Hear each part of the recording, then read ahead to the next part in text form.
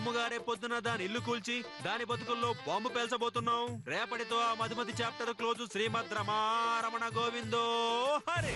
ఆమె chapter close అవడమేమో గానీ ఆ మధుమతి పెట్టే శాపాలకి మీ బతుకులు రైతు బజార్ కాకుండా చూసుకోండి. రే అసలు దానికే అంత సీనుంటే మేం చేసిన పాపాలకి దానికి వచ్చిన కోపానికి అది పెట్టే శాపానికి ఈ పాటికి మేము బూడిదైపోయేవాళ్ళం. అయినా తప్పంతా అమ్మాయి ఒక్కదాని అయినట్టు అసలు మీరు తప్పే చేయనట్లు మాట్లాడతారేట్రా? ఆ ₹1,00,000 కనుక మీరు కక్కుర్తి పడి ఉండకపోతే ఆ అమ్మాయి నీకు భార్యగా నటించేదా లేక వంకతో మీ ఇంట్లో సెటిల్ అయ్యేదా? నువ్వే చెప్పు. రే నాకు డౌటు. ఇప్పుడు కొట్టిన కర్రది కాదు కొట్టించుకున్న బుర్ర తప్పంటావు అంతేగా? ఆహా, అంటే నోటు నా దగ్గర తీసుకుని ఓటు దానికేస్తారన్నమాట. సలహా నేనిస్తే సపోర్ట్ దానికి చేస్తారన్నమాట. అసలు మీరు నాకు ఫ్రెండ్సా దానికి ఫ్రెండ్సా? అంటే నేచురల్ గా న్యాయం ఎటువైపు ఉంటే అటు మాట్లాడతాం కదరా, అందుకే. అంటే ఆవిడ చేసేదేమో న్యాయము, నేను మా అమ్మ చేసేది అన్యాయమా? నేను మా అమ్మ మీరు అనుకున్నంత చెడ్డవాళ్ళం కాదురా. మీరు ఊహించినట్టుగా మేం దుర్మార్గులమే అయ్యుంటే ఈ పాటికి ఆ మధుమతి కన్న పిల్లలా కాదు 2 పిల్లలకి తల్లయి ఉండేది. కానీ నేనేమీ చేయలేదు. ఎందుకో తెలుసా? మా అమ్మ పెంపకం, నాకు మా అమ్మ నేర్పిన సంస్కారం. అది శోభనం శోభనం అని వెంట పడుతున్నా నేను కంట్రోల్లో ఉన్నానే గాని దాన్ని ముట్టుకోలేదు.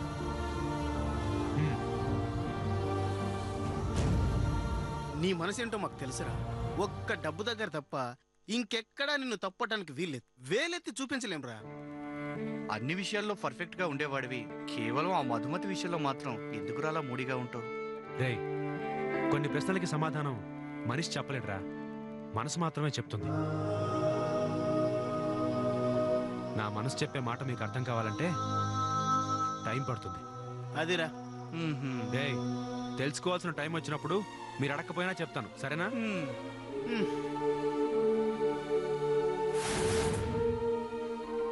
అరే మధుమతిరా.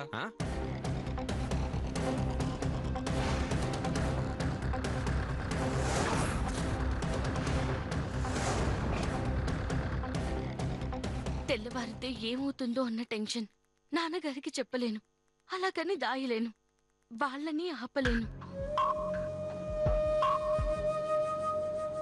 బాధగా ఉందే, చూస్తూ కూర్చోలేనే.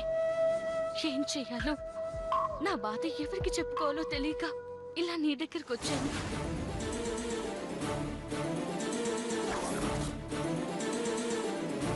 నువ్వేం భయపడకే. మా నాన్నగారికి తెలిసిన లాయర్ ఒక ఆయన ఉన్నారు. ఆయనతో మాట్లాడి ఇల్లు కూల్చేయకుండా ఆపే మార్గం ఏమైనా ఉందేమో చూద్దాం. వెంటనే ఆయనతో మాట్లాడవే. మాట్లాడతాను.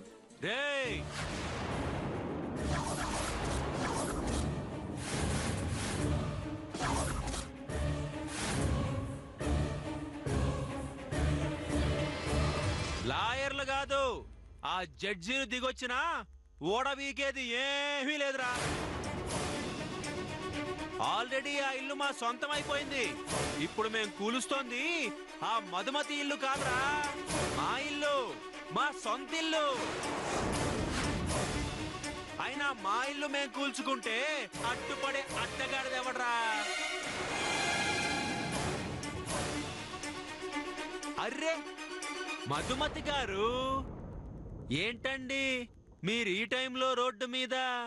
ఓ, ఆడది అర్ధరాత్రి పూట ఒంటరిగా రోడ్డు మీద తిరిగితే దేశానికి స్వాతంత్రం వచ్చినట్టని గాంధీ గారు చెప్పిన మాటని నిజం చేద్దామనా?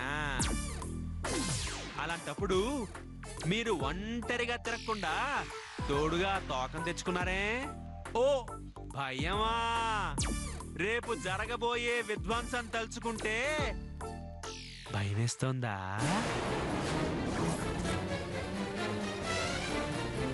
హలో, నాకు తెలియంది మా నాన్నగారు నాకు నేర్పంది, ఆ దేవుడు నాకు ఇబ్బంది ఏదైనా ఉంది అంటే అది భయమేనండి. ఆ భయమే గనుక నాకుండుంటే నన్ను ఇంట్లో నుంచి గెంటేసిన రోజే మిమ్మల్ని మర్చిపోయి ఉండేదాన్ని, ఊరు నుంచి పారిపోయి ఉండేదాన్ని. లేదు కాబట్టే మెడపట్టి గెంటినా మీ గుమ్మం ముందుకొచ్చి తొడకొట్టి నా దమ్మేంటో చూపించానండి. నా మీద కత్తులు నూరిన మీ అమ్మగారిని నాకు అర్థం చేశానండి. మీ ముక్కుకి కళ్ళం వేయడానికి మీకు పెళ్ళాన్నయ్యానండి. ఇది చాలనుకుంటా అండి. భయం నాకు బానిస లాంటిదని మీకు తెలియడానికి. ఎందుకే నాటకాలు? నీ మాటలు ముచ్చటగా ఉన్నా నీకు లోపల ముచ్చెమంటలు పడుతున్నాయని నాకు అర్థమైందిలే. అయినా ఎన్నిసార్లు మా చేతుల్లో ఓడిపోతావే? గెలిచి గెలిచి మాకు బోర్ కొట్టేసింది. ఓడిపోయి నీకు విరక్తి రావట్లేదా? అంతేలే, అసలు సిగ్గనే తెలిస్తే కదా ఓటమి గురించి ఆలోచించడానికి. కొన్ని జన్మలు అంతేరా, ఓడిపోవడానికే పుడతాయి. చూడండి, ఇద్దరు వ్యక్తులు గెలుపు కోసం పరిగెడుతున్నారు. తనకెదురైన రాళ్ళని ముళ్ళని తీసి పక్కన పెడుతున్నారు ఒకరు. అదే ముళ్ళని తీసి పక్కవాడి కాళ్ళ కింద పడేస్తున్నాడు మరొకడు. పక్కవాడిని ఏడిపించి గెలుపనుకుంటారు మీరు. పక్కవాడి నవ్వు కోసం ఓడిపోవాలనుకుంటాను నేను. నిజంగా నేను గెలవాలి అనుకుంటే, మిమ్మల్ని ఓడించాలి అనుకుంటే, మీ అమ్మ నన్ను కిడ్నాప్ చేసిన ఒక్క వీడియో చాలండి మిమ్మల్ని ఊసలు లెక్క పెట్టించడానికి. కానీ అలా బ్లాక్మెయిల్ చేసి గెలిచేంత నీచురాల్ని కాదండి. కాబట్టి మీరింత ప్రశాంతంగా ఉంటూ నాకు మనశ్శాంతి లేకుండా చేయగలుగుతున్నారు. ఒక్క మాట మాత్రం గుర్తుపెట్టుకోండి, గెలుపు పక్షి లాంటిది. అది ఏ క్షణం ఏ చెట్టు మీద వాళ్తుందో ఎవరికీ తెలియదండి. అది ఒక్కరి సొత్తు అనుకుంటే మీ అంత మూర్ఖుడు మరొకరుండరండి. పదవే.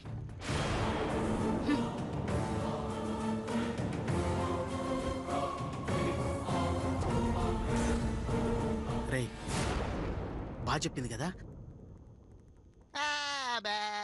తూ చండాలం అస్సలు బాలా.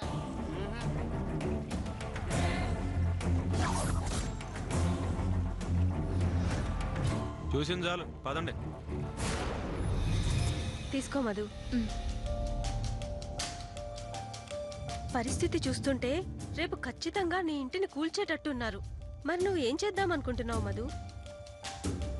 అదే నాకు అర్థం కావట్లేదే. మా ఇంటిని అమ్ముతుంటే ఏదో విధంగా ఆపొచ్చు. కూల్చి కొత్త బిల్డింగ్ కడదామనేసరికి ఏం మాట్లాడాలో అర్థం కాలేదు. పోనీ బాలామణి గారికి నువ్వు కోడలు కాదని చెప్పేకపోయావా? అలా చేస్తే మనకే మోసం వస్తుంది. వెంటనే కూల్చడం ఆపి అమ్మేస్తారు. మరి దీనికి పరిష్కారం ఏంటి? ఏముంది, దేవుడు కరుణించి వాళ్ళ బుద్ధి మార్చడం, లేదంటే నాకు 50 లక్షలు రావడం, అంతే. ఇంతకు మించి పరిష్కారం లేదే.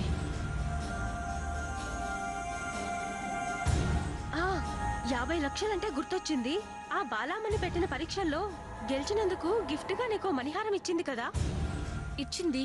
అయితే దాన్ని అమ్మేస్తే 50 లక్షలకు పైగానే వస్తాయి కదే. అర్థమైంది. దాన్ని అమ్మి నా ఇంటిని కొనుక్కోవచ్చు అంటావు, అంతేనా? అవునే. అలా చేస్తే కైకాల కుటుంబానికి ద్రోహం చేసిందని అవుతాను. ఏంటే నువ్వనేది? నీ హారాన్ని నువ్వమ్ముకుంటే అదెప్పటికీ నా హారం కాదే, కైకాల వారసులది. హారం వాళ్ళ వంశీకులకి మాత్రమే దక్కాలని ఆ బాలామణి బామ్మగారి కోరిక. అందుకే అంత విలువ చేసిన హారాన్ని ఆనందంగా నాకిచ్చారు. గత్యంతరం లేక కోడలనైన నాకు ఆ హారాన్ని కాపాడి కైకాల వారసులకి అప్పగించే బాధ్యత తప్ప అనుభవించే హక్కు లేదు. అలా కాదని దాన్ని నా స్వార్థానికి వాడుకుంటే నేను శంకరం మాస్టర్ కూతుర్నే కాదే. అది కాదే. చూడు, నేనిక్కడికొచ్చింది అనసూయ గారు లాక్కున్న ఆస్తిని తిరిగి తీసుకోవడానికే కాని అనసూయ గారి ఆస్తిని దోచుకోవడానికి కాదు. పరుల సొమ్ము పాపంతో సమానం. దాన్ని దోచుకుంటేనే కాదు, చూస్తేనే పాపం అంటుకుంటుంది. దాని సంగతి వదిలే. ఇలా రాసుంటే అలా జరుగుతుంది. వస్తాను.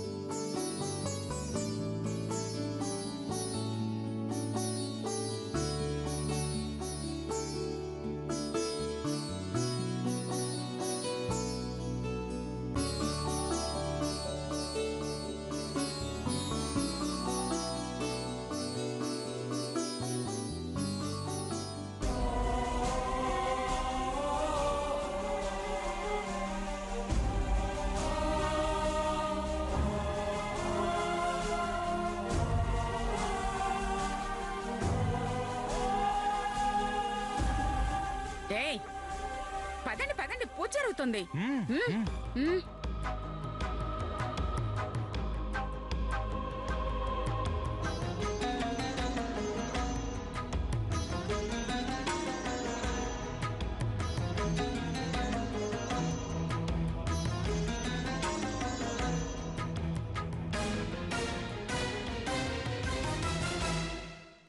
పంతులు గారు, అమ్మా పూజ మొదలు పెట్టండి. అలాగేనమ్మా.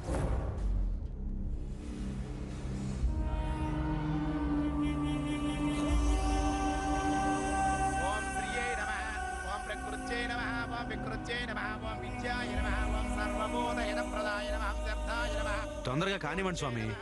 ఈ దరిద్రపు కొంపను ఎప్పుడు కూలుద్దామని తెగ తొందరగా ఉంది.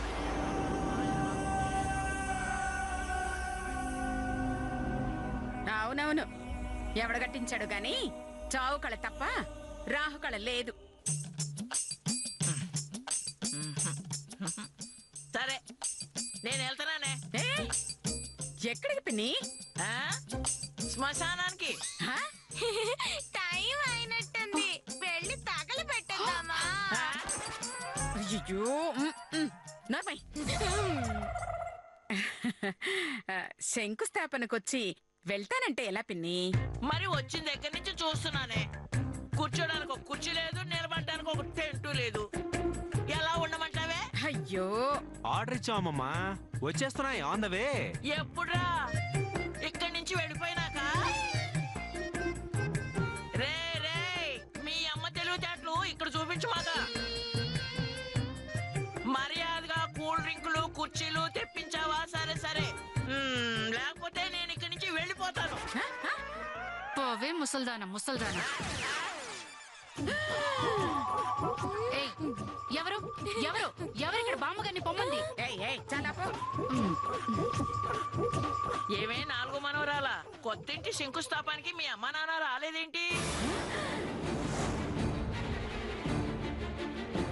అబ్బా, అంటే అది బామ్మ. పిన్ని, వాళ్ళ నాన్న పెద్ద విఐపి పిన్ని. ఓహో, నిమిషం కూడా ఖాళీగా ఉండరు. ఏమ్మా, మీ నాన్నగారిని ఒకసారి రమ్మనకపోయావా? ఇల్లుని చివరిసారిగా చూసుకునేవారు. వసుప్రదాయ నమః, శుభాయ నమః, హిరణ్యప్రాకారాయ నమః. చివరిసారి ఏమిటే? అంటే ఇంటిని కూల్చేస్తున్నాం కదా, అందుకని అమ్మ చివరిసారి అంది. అయితే మాత్రం ఈ ఇంటికి ఆయనకి సంబంధం ఏమిటా? అడుగుతుందిగా మధు, చెప్పు. ఆహా, అది చెప్పమ్మా. అంటే అది విజయాం సమర్పయామి జాతవేదసే సునవామసోమవరాదే యతో నిదహాతి వేదః. సనఃపరుషదతి దుర్గాని విశ్వా. పాపం చెప్పడానికి ఫీల్ అవుతోంది, నువ్వే చెప్పేయమ్మా. ఈ ఇల్లు మధుమతిదే, మధుమతిదే, మధుమతిదే, మధుమతిదే, మధుమతిదే, మధుమతిదే. ఆ? మధుమతిదా? ఆ, అదే, ఇక నుంచి తనదే కదా. ఓహో, అవునవును, తందే. కాకపోతే మధు వాళ్ళ నాన్నగారికి ఓ ఫ్రెండ్ ఉండేవాడు, పేరు శంకర శాస్త్రి.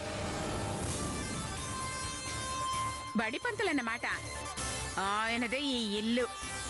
ఓహో, మధు వాళ్ళ నాన్నగారి ఫ్రెండ్దా? మధు మరి ఎందుకు అమ్ముకున్నాడు? ఆహా, కరెక్ట్ టైంకి కరెక్ట్ ప్రశ్న అడిగావమ్మా. మ్మ్. ఆ శంకర శాస్త్రి గారికి కొమ్ములు తిరిగిన ఒక కూతురు ఉంది. అది ఆడదాని రూపంలో ఉండే అడ్డగాడిద లాంటిది.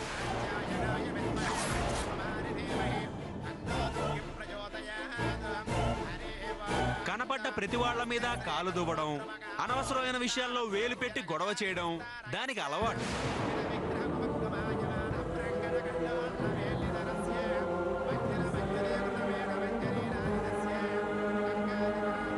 ఓహో, అయితే పెద్ద కంచు అన్నమాట. అయ్యో, అవును పిన్ని. అలా పొగరుతో ఎగబడుతూ నాలాంటి పోట్ల గిత్తని ఢీ కొట్టింది. అవసరం లేకపోయినా ప్రతిదానికి అడ్డుపడింది. అనవసరంగా నష్టపరిచింది, పని కట్టుకుని బాధ పెట్టింది. ఎందుకు అలా చేసింది? బలుపు బలుపని పోయే కాలం వస్తే అంతే కదమ్మమ్మా. మామూలుగా అంటారు చూసావా, గోటితో పోయేదానికి గోకి మరీ గొడ్డల దాకా కొని తెచ్చుకుంటారని. అలాగనమాట.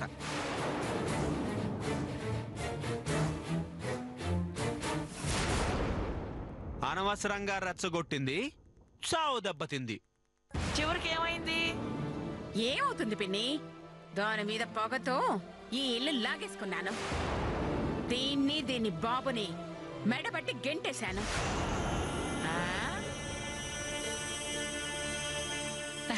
మంచి పని చేశారు. ఏమిటే మంచి పని? ఆ అమ్మాయిని ఏమి చేయలేక దొంగ దెబ్బ తీయడం అదేమన్నా గొప్ప పని అనుకుంటున్నారా?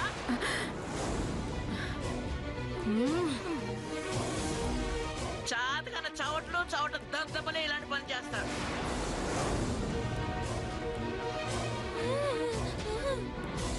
ఆ సన్నాసులు ఎవరో నాకు తెలిస్తే నాలుగు జాడించేస్తాను. ఆ సన్నాసులు ఎవరో నాకు తెలుసు. అమ్మా వచ్చి పసుపు కుంకుమ నవధాన్యాలు అక్షంతలు వేయండి అమ్మా. ఏ శుభకార్యమైనా మా కోడల చేతుల మీదుగా జరగాల్సిందే పంతులు గారు.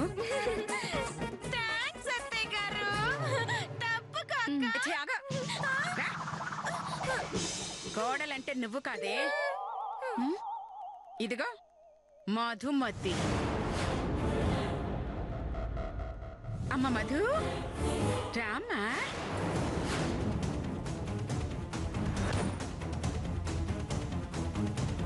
నేను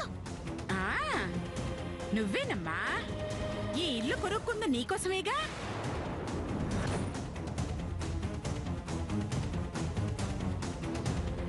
ఈ ఇల్లు కూల్చి షాపింగ్ కాంప్లెక్స్ కట్టించేది నీకోసమేగా.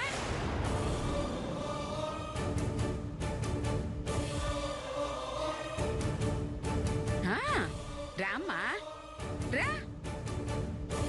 వెళ్ళమ్మా, వెళ్ళు.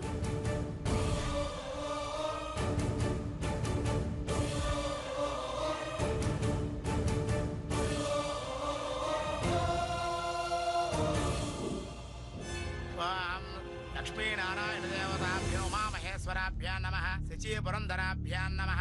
శ్రీ సీతారామాభ్యాం నమః. సర్వేభ్యో మహాజనేభ్యో మహాభాగవతేభ్యో నమః. గురూణాం వందనం. నాలుగు మనోరాలా, వెళ్ళు. గురూణాం స్మరణం స్మ.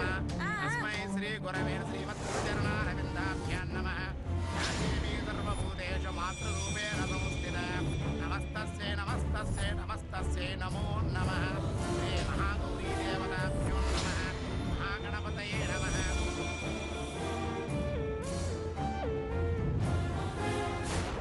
మేస్త్రి సిమెంట్ తీసుకురా నాయనా. కొద్దిగా తీసుకొని కింద వేయమ్మా. పంతులు గారు, పూజ బాగా గట్టిగా చెయ్యండి. ఆ దేవుడు అడ్డుపడినా ఈ ఇల్లు కూలిపోవాలి. నెక్స్ట్ ఇక్కడ కాంప్లెక్స్ కట్టాలి.